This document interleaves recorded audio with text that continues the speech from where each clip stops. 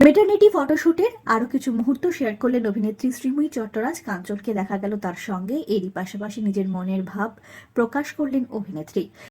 আপনাদের সবাইকে স্বাগত সিনে গসিপে।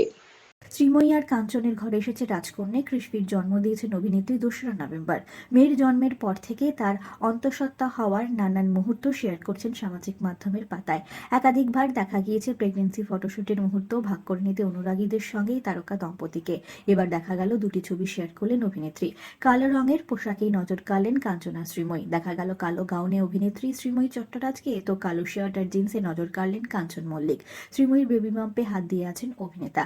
দুটি ছবি শেয়ার করে অভিনেত্রী লিখেছেন, a baby is something you carry inside you for 9 months, in your arm for 3 years and in your heart until the day you die.